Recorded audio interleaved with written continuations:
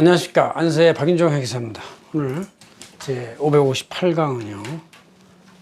부가세 일반가세자하고 간이가세자가 비교. 이거 간이가세자가 이제 금액 기준이 과거에 3,800만 원이었는데 매출액 8천 이상으로 올랐기 때문에 이제 그 기준을 한번 잘 설명해 보겠다. 그런 얘기죠. 자, 기본적으로는 요새는 이제 일반가세자건 간이가세자건 부가세 별도 10% 받고 세금에서 끊어줍니다. 일반가세자는 이제 매출의 10%에서 매입의 10%를 뺀 나머지 금액만 내는 것인데 간이가세자는 매출의 10%에서 부가가치유리량을 곱하는데 부가가치유리라는 게 음식 숙박업은 15%, 숙박 25%, 제조 20%, 부동산 40%, 일반 전문직도 40% 이게 있고 그래서 이제 한 40%까지 매입으로 봐준다 뭐 그런 얘기인데 이거보다 실제 안 되는 경우가 많이 있죠. 이렇게 해서 기준이 돼 있고 간이가세자 기준이 부동산의 경우는 아직도 4,800만 원 미만일 경우만 이제 전년도 이렇게 이거는 오르지 않았어요. 왜냐하면 부동산이라는 것은 뭐 거의 다 이익이니까 오를 필요가 없는 것이죠. 이렇게 돼 있는데 오늘 우리 안세재행천은 휴가 끝나고 나서 8월 17일자 표지에다 이렇게 잘 내용이 있으니까 찰칵하시고요. 그대로 여기다 뽑아놨으니까 보시면 되겠습니다. 자, 한번 이거를 순서대로 설명해 보면 일반가세자, 간이가세자 간에 이제 개념은 일반가세자는 이제 간이가세자가 아닌 모든 사업자. 간이가세자는 뭐냐? 간편한 절차로 부가세 신고 납부를 하는 개인 사업자 이렇게 했는데 간편한 절차라는 게 이제 기준이 있겠죠. 그래서 이제 하는데 현재는 이제 작년부터 후반부터 전년도 매출액 8천만 원 이상의 경우는 간이가세가 안 되고 일반가세자고 8천만 원 미만의 경우다 그런 얘기죠.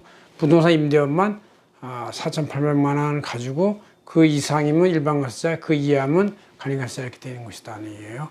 그래서 어쨌든 간이가세자도 옛날에는 세금계산서를 못 끊었는데 그래서 간이가세자라는 약간의 혜택을 가지고 세금계산서를 못 끊으니까 거래 질서가 어긋나기도 하고 서로 불편한 때가 있어요. 그래서 요새는 바꿨습니다. 그래서 재화용에 대해서 총 공급가액의 10%의 별도의 부가세를 가산하는 것이 일반가세자지만 이제 간이가세자도 재화용 공급가액에 대해서 별도의 10% 부가세를 포함해서 이제 계산하고 세금계산서도 양쪽 다가 10% 추가한 걸로 발행을 해도 된다 이렇게 돼 있죠.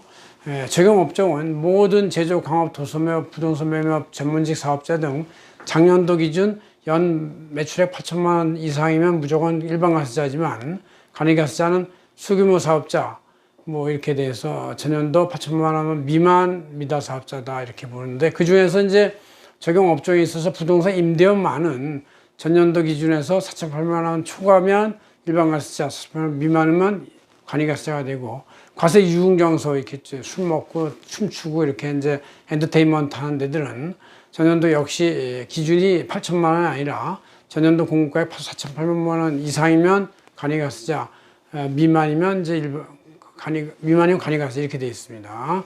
세금의 계산 방법은 일반가세자는 일반대로 총 자기가 매출액 판매한 거에 10% 부가세한 것에서 자기가 다른 데서 매입받거나 구입하거나 납품받은 거에 10%를 뺀 나머지 금액, 즉 매출과 매입 차액의 10%를 과세하지만 간이가세자들은 매출액의 10%에다가 그건 이제 똑같아요.